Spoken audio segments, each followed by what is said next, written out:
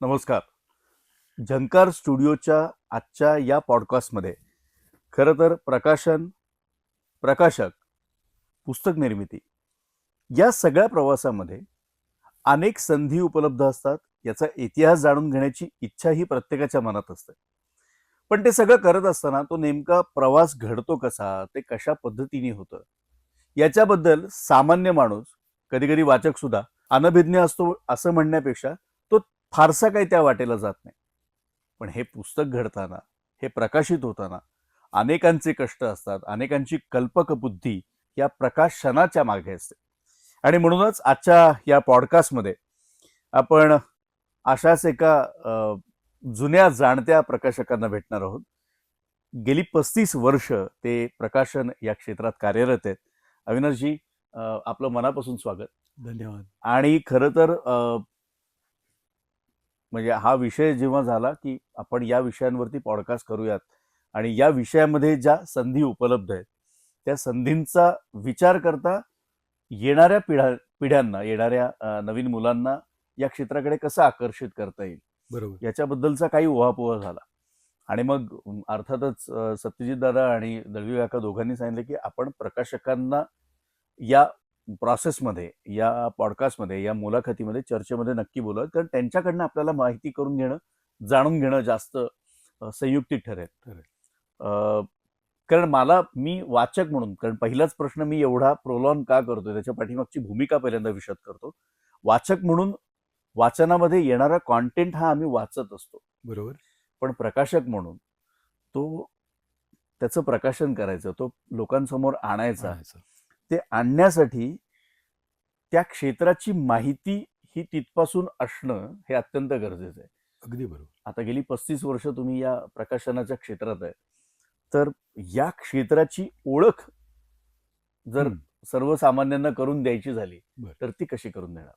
अगदी. तुमचा पहिलाच प्रश्न खूप मला इंटरेस्टिंग वाटतोय. आपण एक थोडीशी पार्श्वभूमी बघू की पुस्तक या एंटिटी पर्यंत किंवा प्रकाशन भारतामध्ये कधीपासून आलं आणि त्याची पार्श्वभूमी काय आहे हे थोडी समजून घेऊया. नक्की. लक्षात घ्या, आपण फार पूर्वीपासून आपल्याकडे आपण भारतीय परंपरेमध्ये आपण श्रुतींच्या माध्यमातून, म्हणजे जेव्हा गुरुकुलं होती त्या गुरुकुलांमध्ये श्रौत माध्यम होतं. म्हणजे गुरूंकडनं समजून घेणं आणि ऐकणं. आम्ही ऐकण्यावरती अधिक भर देतो. हो. आणि ते ऐकण्यामुळे आपल्याकडे अजून एक शब्द आहे, पहा, आम्ही भारतीय हे बहुश्रुत असतो. तर त्यावरूनच तो शब्द आलेला आहे. मग त्याच्यानंतर आपल्याकडे पुढची परंपरा जी आली ती स्मार्त, म्हणजे स्मृतींच्या साह्याने आम्हाला मिळालेलं ज्ञान आम्ही साठवून ठेवायचं. बरोबर. आता हे होता होता काय झालं पुढे की आम्हाला मिळालेलं ज्ञान हे हस्तलिखितांच्या रूपाने लिहून ठेवायला लागलो. हस्तलिखित ही प्राचीन जी आहेत आपल्याकडे सगळी भारताभरामध्ये त्याची मोठी परंपरा आहे. त्याची जतन पण करून ठेवलेली आहेत. अगदी पुण्यासारख्या ठिकाणी सुद्धा ती आहेत, सगळीकडे आहेत. तर ती जी सगळी आहेत ती हस्तलिखितांची परंपरा आहे. आणि मग या सगळ्या परंपरेनंतर ब्रिटिश कालखंडामध्ये जेव्हा ब्रिटिश आपल्याकडे आले त्यांनी मुद्रण म्हणजे प्रिंटिंग प्रेस आपल्याकडे आणला ब्रिटनहून. आणि मग आपल्याकडे पुस्तकांची परंपरा सुरू झालेली आहे. म्हणजे थोडक्यात हस्तलिखित ते मुद्रण असा हा प्रवास आहे असं म्हणायला हरकत नाही. अगदी बरोबर, अगदी बरोबर. आणि मग काय झालेलं दिसतं की साधारणपणे त्यातलं पहिला विशेषतः मराठीमध्ये आपल्याला उल्लेख करता येईल 1808 साली विल्यम कॅरे नावाचा जो एक जो धर्मप्रसारक होता त्यांनी बंगालमध्ये श्रीरामपूर नावाचं गाव आहे, त्या गावामध्ये मराठी भाषेचे व्याकरण नावाचं पहिलं पुस्तक मराठीतलं पहिलं प्रकाशित केलेलं आहे. आणि तिथपासून या मराठी प्रकाशन व्यवसायाचा एक इतिहास म्हणून आपल्याला नोंदवता येऊ शकतो. आणि मग तिथून पुढे जी काही आता आजपर्यंत आपण आलेलो आहोत तर त्याची सुरुवात ही विल्यम कॅरेला त्याचं सगळं श्रेय जातं असं म्हणायला हरकत नाही. पण मग त्यांनी मराठी आणि बंगाली भाषा असं दोन. बरोबर. पण मग याचं कारण काय, मराठी आणि बंगालीच निवडण्याचं कारण काय? हो, कारण त्याचं सगळंच काम त्याला जे सोपवलेलं होतं, विशेषतः भारतामध्ये जे ब्रिटिश आलेले होते, ते ॲडमिनिस्ट्रेटर, प्रशासक आणि धर्मप्रसारक या 2 भूमिकांमध्ये आलेले होते. हो, हो. म्हणजे ईस्ट इंडिया कंपनी, आणि तो आपल्याला सगळा इतिहास इतिहास माहिती माहिती आहे. हो. तर त्याच्यातलं भारतीय एकूण परंपरा काय आहेत आणि इथे नेमकं ज्ञानपरंपरा कोणत्या आहेत हे हो. जाणून घेणं हे त्यांचं काम होतं. बरोबर. आणि इथून हम्म. ते ज्ञान सगळं ते तिकडे वेगवेगळ्या रूपांमध्ये पाठवत होते. त्याचं डॉक्युमेंटेशन होत होतं. आणि ही सगळे जे धर्मप्रसारक म्हणता येतील, हे वेगवेगळे जे आपल्याकडे पंथ उपपंथ होते, त्या पंथोपपंथांचं कार्य बघत होते. आणि बर. ते अगदी प्रत्येक गावामध्ये जाऊन प्रत्येक तिथल्या, म्हणजे ज्याला जनानखाना म्हणतो, त्यांची अशी व्यवस्था होती की दुपारच्या वेळामध्ये स्त्रिया ज्या जिथे जमत असत तिथे हे लोक यांच्या बायका जात असत. बर. आणि तिथे ज्ञान, तिथे काय बोलतात, हे नेमकी यांची ज्ञानपरंपरा कशी आहे, या सगळ्यावरती ते काम करत होते. आणि सगळीकडे, म्हणजे आता उदाहरणार्थ जर का आपली सर्वात मोठी भारतातली जी आपली जगन्नाथाची यात्रा भरते, हो. तर त्या जगन्नाथाच्या यात्रेचं सगळं वर्णन हे त्यांनी तिकडे तिथे जाऊन स्वतः पाहिलेलं आहे. आणि तिथे काय काय घडतं, ती परंपरा काय आहे, हे सगळं याचं डॉक्युमेंटेशन केलेलं आहे.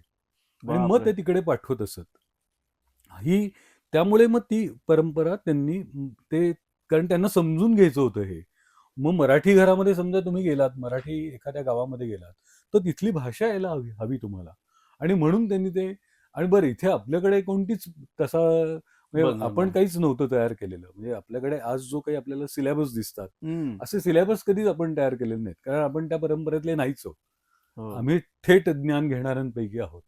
तर त्यांनी सिलेबस ही पद्धत आणली आणि त्यांनी ते व्याकरणाचं पुस्तक पहिल्यांदा तयार केलेलं असावं, अशी शक्यता आहे. पण मग अजून एक, आता यालाच एक उपप्रश्न आणि एक मनामध्ये उगाचच एक प्रश्न डोकावतो, तो म्हणजे असा की मराठी आणि बंगाली या 2 भाषा असतील, किंवा गुजराती भाषा असेल, किंवा दक्षिणेकडच्या काही भाषा असतील, अगदी त्याच्या पुढे जाऊन आपण म्हटलं तर श्रीलंकेतली सिंहली भाषा, या सर्व भाषांचा बेस जो आहे, मुख्य पाया तो संस्कृत आहे.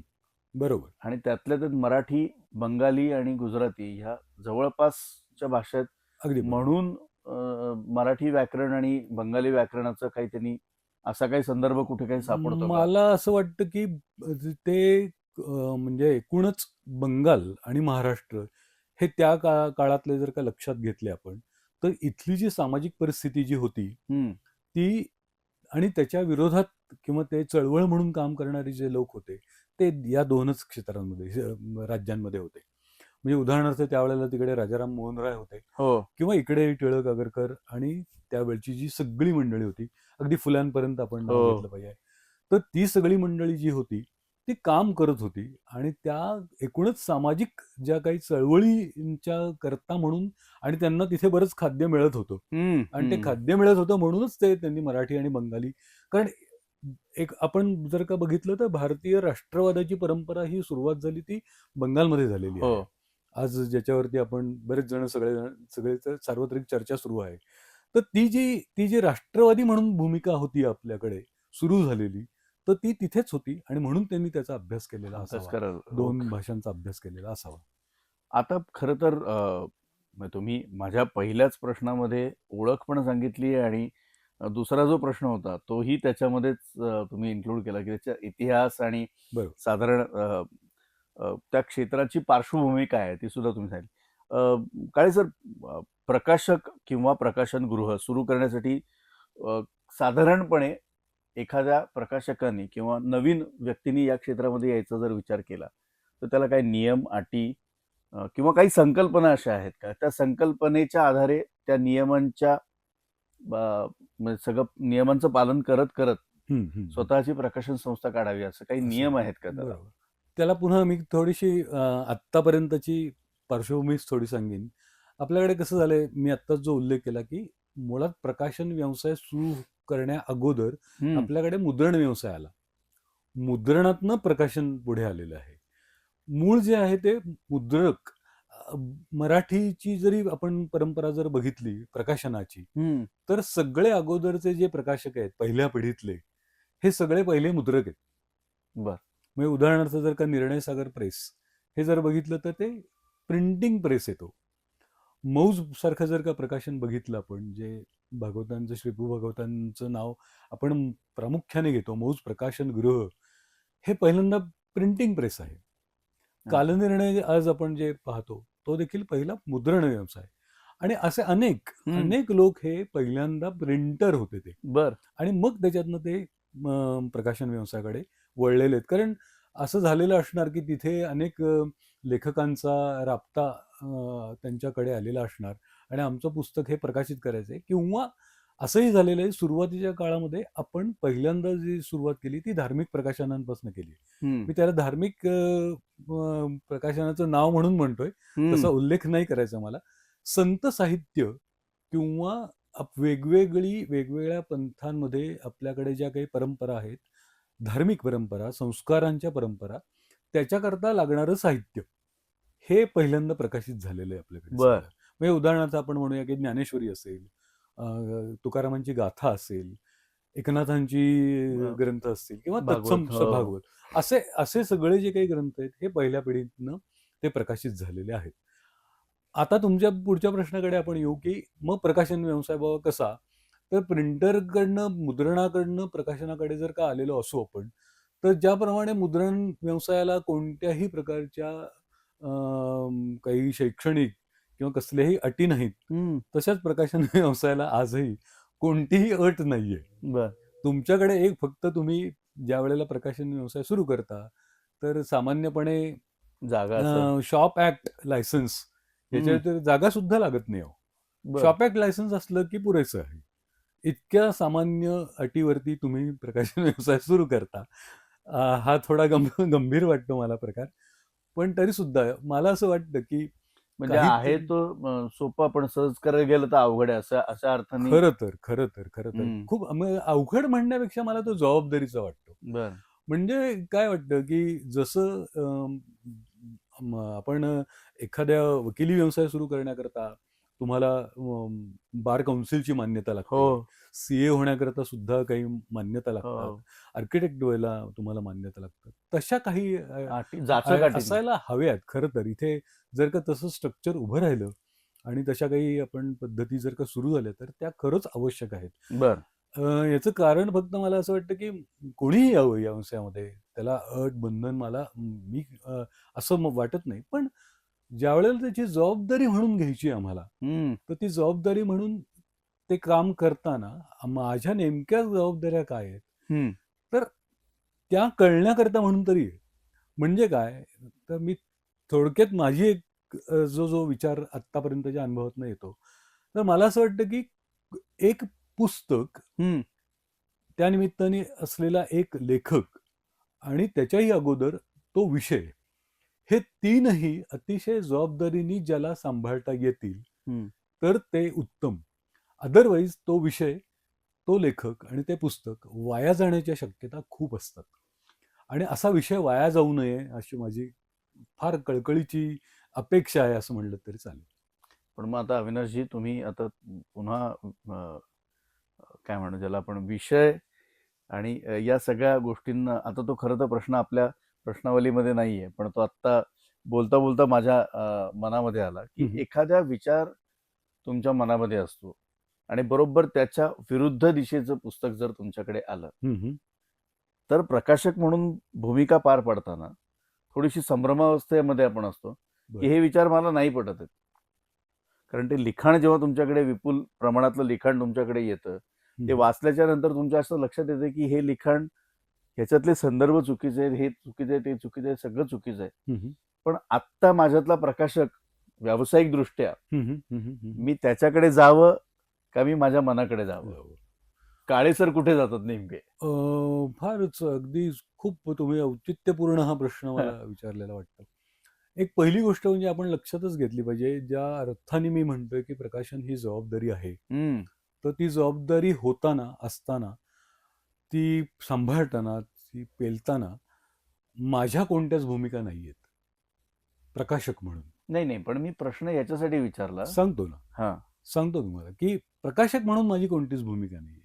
माझ्याकरता पुस्तक, विषय आणि लेखक महत्वाचा आहे.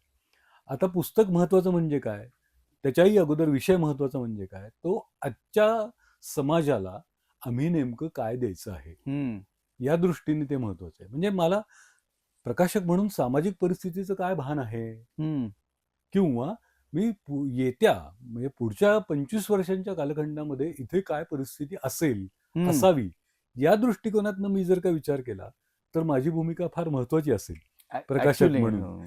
आणि मग तसा विषयच तो लोकांसमोर आणणं पुस्तक रूपाने, आणि मग लेखकांनी तसं लिहिलंय का नाही हे तपासून घेणं माझं काम आहे. मी लेखकाला दिशा द्यायची नाहीये.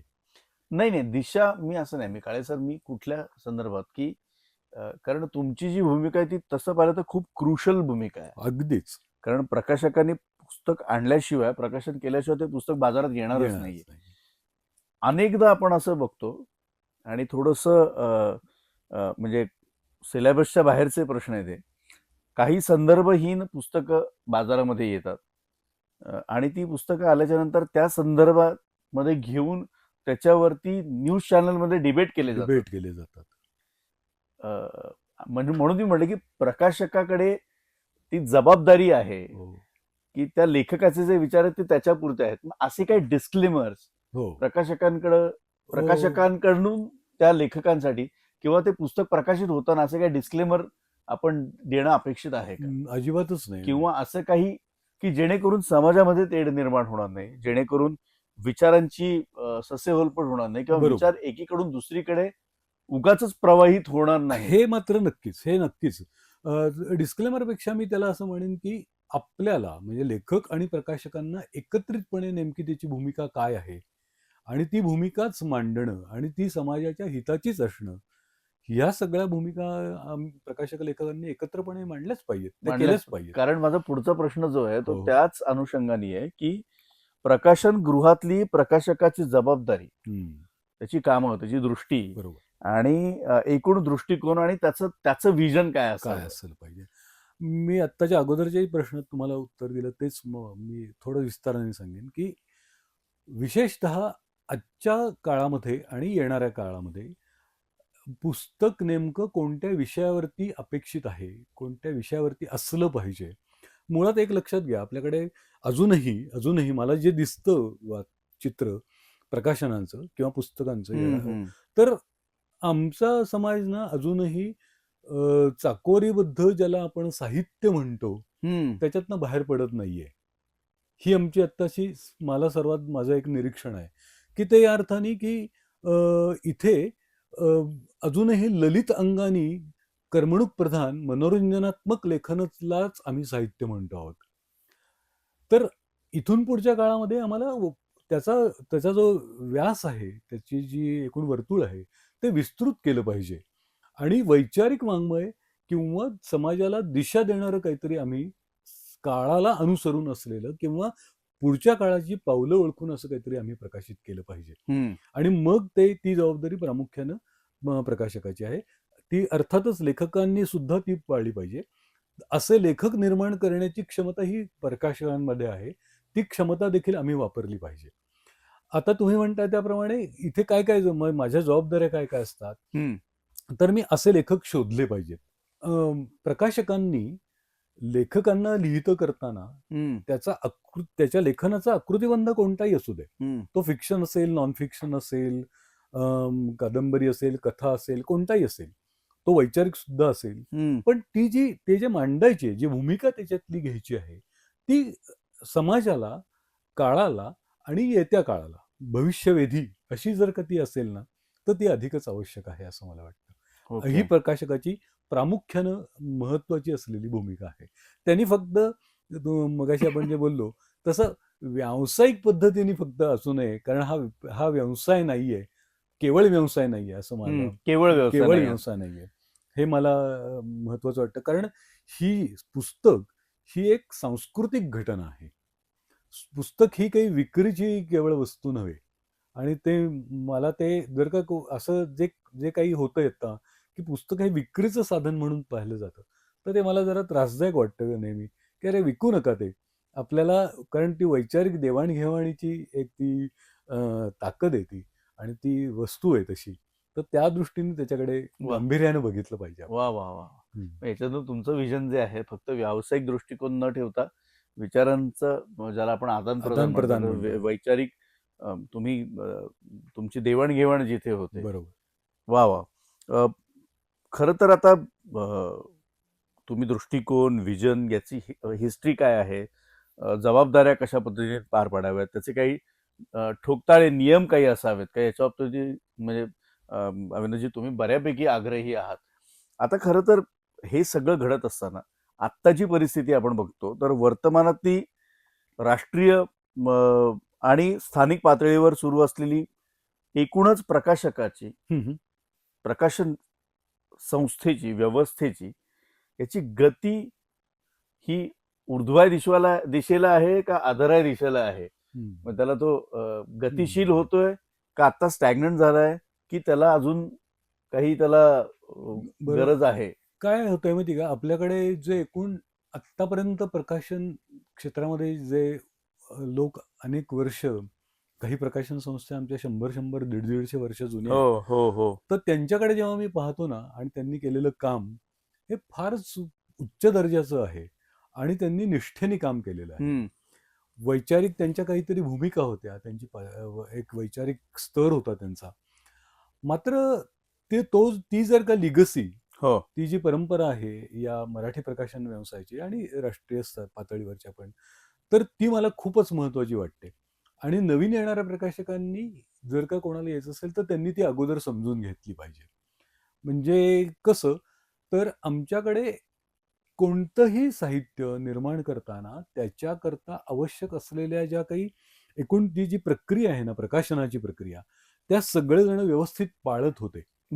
म्हणजे काय तर प्रकाशनगृहामध्ये ना सामान्यपणे 4 विभाग असतात आमचे. तर पहिला जो असतो तो म्हणजे एक एडिटोरियल, संपादकीय विभाग असतो, जो अत्यंत महत्वाचा आहे आणि जो संपूर्ण प्रक्रियेमध्ये पुस्तक निर्मितीपासून, म्हणजे पुस्तक प्रकाशनाला घेण्यापासून ते विक्रीपर्यंत या सगळ्यामध्ये तो अव्याहत असतो. तो कॉमन आहे संपादकीय विभागात. तर तो संपादकीय विभाग उत्तम दर्जाचा असणं तुमच्याकडे, ही एक गरजेची गोष्ट आहे. दुसरा जो आहे तो म्हणजे प्रत्यक्ष पुस्तक निर्मिती, म्हणजे ज्याच्यामध्ये टाईपसेटिंग असेल, अक्षर जुळणी ज्याला म्हणतो आपण, किंवा प्रूफरिडिंग असेल, त्याच्यानंतर चित्रकार असतील किंवा कव्हर डिझायनर्स असतील, ही सगळी मंडळी, हा सुद्धा तुमच्याकडे एक चांगल्या प्रकारचा दर्जेदार, आता तर ती खूप आधुनिक टेक्नॉलॉजी त्याच्यामध्ये जोडली गेलेली आहे, तर त्या आधुनिक तंत्रज्ञानाचा फायदा आपल्या प्रकाशकांनी खूप चांगल्या पद्धतीने घेतला पाहिजे. तिसरा जो भाग येतो तो म्हणजे प्रत्यक्ष प्रोडक्शन, म्हणजे पुस्तक निर्मिती, म्हणजे ज्याला प्रिंटिंगशी संबंधित आहे, त्याचे देखील जे काही नॉर्म्स आहेत ना, ते पाळले गेलेत. म्हणजे पुस्तकाचे आकार असतील, पुस्तकाच्या आतल्या मांडणी असेल, ठेवण असेल, कागदाचा दर्जा असेल, आणि सगळाच म्हणजे बाइंडिंगचा सुद्धा दर्जा हा उत्तम तुमच्याकडे असला पाहिजे. आणि चौथा घटक जो आहे ना, तो म्हणजे मार्केटिंगचा, ऍडमिनिस्ट्रेशन आणि मार्केटिंग, हे सुद्धा 4 जे विभाग आहेत प्रत्येक प्रकाशनामध्ये, तर ते त्या पद्धतीने तिथे काम करत असले पाहिजेत, तरच तुमचं प्रकाशन उत्तम दर्जाचं होऊ शकतं, असं एक लक्षात घेतलं पाहिजे आपण. आता तिथेच मात्र मला खूप मर्यादा जाणवत आहेत, कारण त्याचं असं झालं की प्रकाशन म्हणजे विशेषतः महाराष्ट्रामध्ये एकाही विद्यापीठामध्ये किंवा एकाही महाविद्यालयामध्ये आजही प्रकाशन क्षेत्राशी संबंधित अभ्यासक्रमच नाहीये. हे त्याचं दुर्दैव आहे. त्याची गरज आहे का, तर तुमच्या माहितीकरता सांगतो, दरवर्षी साधारणपणे 7,500 पुस्तकं प्रकाशित होतात. बापरे. एकट्या मराठीमध्ये, एकाच वेगवेगळ्या विषयांवरची, कोणताही तुमच्याकडे कोणत्याही अशी साधारणपणे 7,500 ते 8,000 पुस्तकं दरवर्षी प्रकाशित होत आहेत. तो एवढी पुस्तकं प्रकाशित करायला यंत्रणा कुठूनही येते बाबा.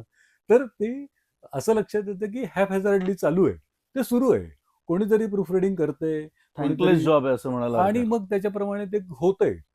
त्याला तो जो काही दर्जा आहे ना, त्याचा जो स्तर असायला हवा, तो स्तर मेंटेन होतोच आहे असं नाहीये. हीच आत्ता त्याच्या पुढची मोठं आव्हान आहे.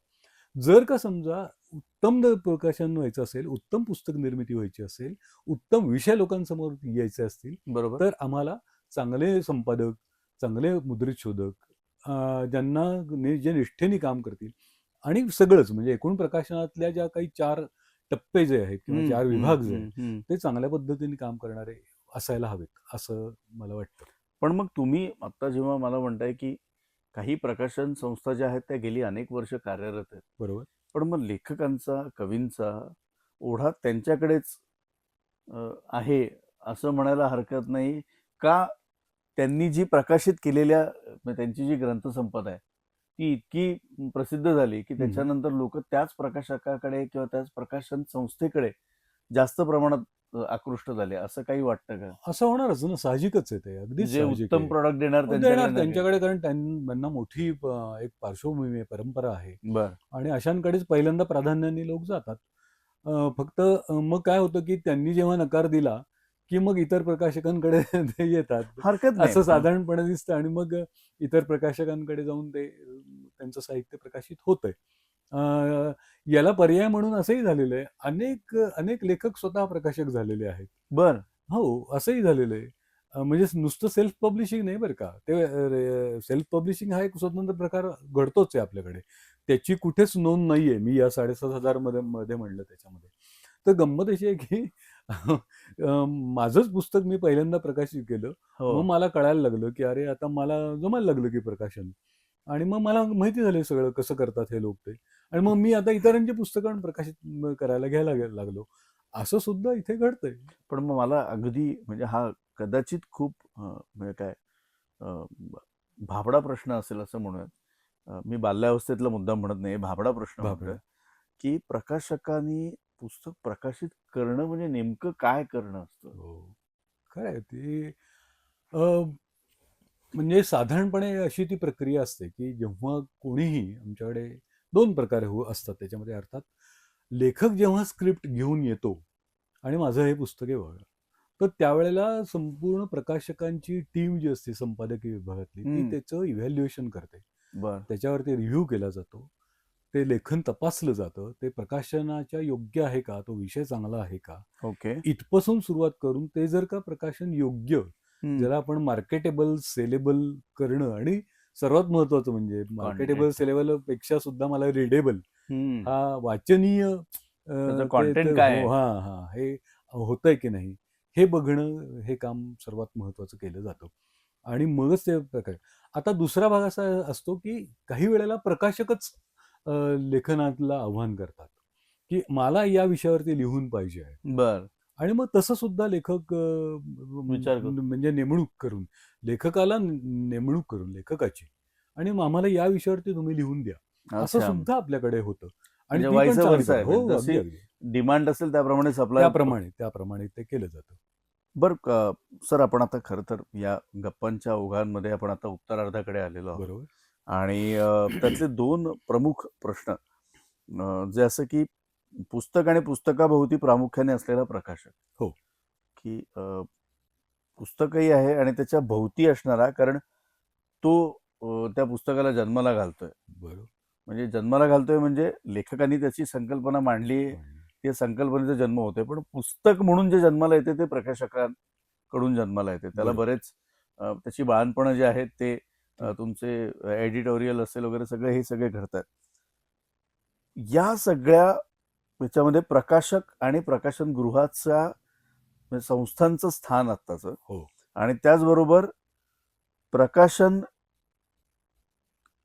किंवा प्रकाशकांना आत्ताच्या सध्याच्या काळामध्ये, मग त्याच्यामध्ये स्पर्धेचं युग आपण जर म्हटलं तर त्या स्पर्धेच्या युगामध्ये टेक्नॉलॉजी सुद्धा एक स्पर्धक म्हणून आलेली आहे असं म्हणायला हरकत नाही. जसं आपण आता उल्लेख केला की तुमचे एडिटर्स जे आहेत ते त्याचं म्हणजे काय संकलन जेव्हा करतात पुस्तकात, तर आता आर्टिफिशियल इंटेलिजन्स सारखे नवीन नवीन तंत्रज्ञानही आले. बरोबर.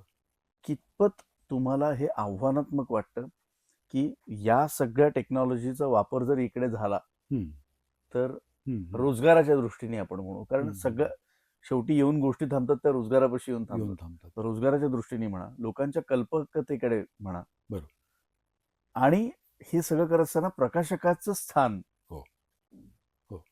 हे काय आहे, आव्हानं काय, आणि त्याला जरी आपण म्हणलं की technology can replace only technology cannot replace human, but at the same time आपण हेही बघायला हवं की त्या टेक्नॉलॉजीमुळे माझे जर 10 माणसं काम करणार असतील तर तिथे 4 माणसात काम होऊ शकतं. मग त्यांना पर्यायी व्यवस्था काही आहे का?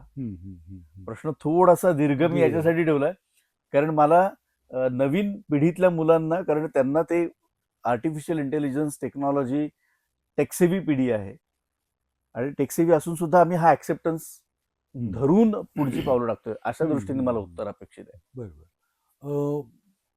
म्हणजे आहे आता अगदी काल परवाच एक जण आले होते माझ्याकडे आणि ते म्हणाले की आम्ही साधारणपणे तुमचं कितीही पानांचं स्क्रिप्ट असू दे ते आम्ही 30 मिनिटामध्ये तुम्हाला एडिट करून देतो, ज्याला आम्ही साधारणपणे 30 दिवस ज्या एका स्क्रिप्टला लागतात 200 पानी जर का करायचं असेल तर एडिट करायला, म्हणजे साधारणपणे बी लेव्हलचं एडिटिंग म्हणतो बरं का. सी लेव्हलचं, ए लेव्हलचं जर का समजा असेल तर त्याला अजून काळ लागू शकतो.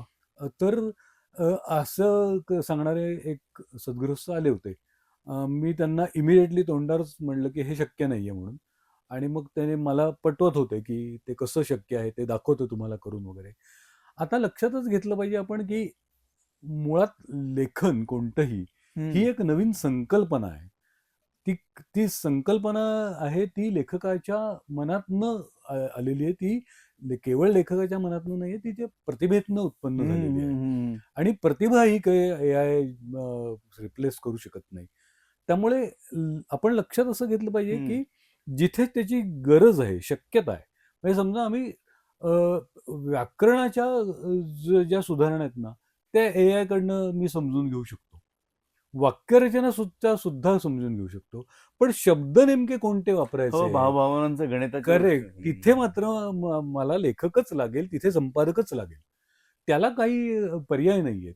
आणि मुळामध्ये अजून एक मला प्रश्न म्हणजे माझ्या मनातला विचार आहे की अरे चित्रकार जेव्हा तो चित्र काढतो ना, किंवा तो नवीन जेव्हा निर्माण करतो, विचारच नवीन आहे, विचार जेव्हा नवीन आहे तेव्हा AI काय, AIला त्याच्या मागे जी काही त्याला इनपुट्स जे दिलेले आहेत ते इनपुट्स द्यावे लागतील ना कोणीतरी, आणि मगच तो काहीतरी जनरेट करेल आणि मग तो त्याच्या डेटातनं काहीतरी काढेल. इथे तसं नाहीच आहे, इथे रोज नवनिर्मिती आहे. मला पुस्तकाच्या जर का क्षेत्र म्हणजे प्रकाशन क्षेत्र का मला का वाटतं मी इथे इतके वर्ष का रमतोय, तर मला त्याचं एकच कारण वाटतं की इथे रोज नवीन आहे काहीतरी. माझ्याच डोक्यातनं रोज नवीन काहीतरी कल्पना येतात आणि त्या कल्पना AI नाही जनरेट करू शकत. तर मग मी आर्टिफिशियल इंटेलिजन्सला तुम्ही जे इनपुट द्याल त्याप्रमाणे तो रिॲक्ट करणार. बरोबर. तर मला माहिती आहे, मी जेव्हा एखाद्या वाचकाशी, लेखकाशी किंवा अन्य कोणाशीही मी जेव्हा बोलत असतो, चर्चा करत असतो, त्या चर्चेतनंच आमच्या खूप कल्पना नव्याने निर्माण होतात आणि त्या तशाच होणं ही सुद्धा तीच खरं त्याची निर्मिती क्षमता आहे. आणि तिथे मला ना बऱ्याचदा, अनेकदा म्हणजे चांगले आपण जे उल्लेख करतोय की हा एकूणच प्रकाशन व्यवसाय आतापर्यंत इथे जो आला तो त्या प्रतिभेतनंच आला हो. आणि त्या प्रतिभेला जोपर्यंत आव्हानं कोणी देत नाही ना तोपर्यंत मी निर्धास्त आहे प्रकाशक म्हणून. आणि आम्हाला करायला इथे रोज नवीन वाव आहे, भरपूर वाव आहे. नाही, कोणी किती जरी आलं टेक्नॉलॉजी आणि सगळं तरी या संस्थांना काय म्हणतात त्याला, त्या भूतकाळात जमा होतील असं काही अजिबातच नाही. वा वा वा. वेल, काळे सर, खरं तर प्रकाशकाची भूमिका आणि प्रकाशकाच्या पुढची आव्हानं, संधी आणि त्या सगळ्या बाबतीत आपण आपल्या या छोट्याशा आपल्या या गप्पांमध्ये खूप चांगल्या पद्धतीने तुम्ही आम्हाला काय म्हणू ज्याला मार्गदर्शन केलं आणि खऱ्या अर्थाने त्या पिढ्यांना मार्गस्थही तुम्ही केलं की तुम्ही या मार्गावरती आलात तरी चालेल. आणि आता फक्त एक शेवटचा प्रश्न मला अगदी तो राहून इथपर्यंत येतोय, पण तो विचारू की नाही थोडासा मी. प्रकाशक म्हणून काळे सरांना आवडलेलं अतिशय हृदयस्थ पुस्तक असं कोणतं? आम्ही आत्ता केलेलं म्हणताय, मी आमच्याकडे प्रकाशित झालेलं असं नाही, मला अविनाश काळे या व्यक्तिमत्वाला 35 वर्ष प्रकाशन संस्थेमध्ये काम करत असणाऱ्या व्यक्तीला एखादं पुस्तक प्रकाशक असून सुद्धा आवडलेलं आणि प्रकाशक नसून सुद्धा आवडलेलं. मला नेहमीच वैचारिक पुस्तकं खूप आव्हान देतात किंवा मला ती आवडतात. तो कारण बहुतेक माझा पिंड असावा तो. आम्ही नुकतंच एक अनुवादाचं गेले 2 वर्ष झाली असतील. ते पुस्तक प्रकाशित केलेलं आहे. त्याचं नाव आहे परिकल्पित हिंदूवाद.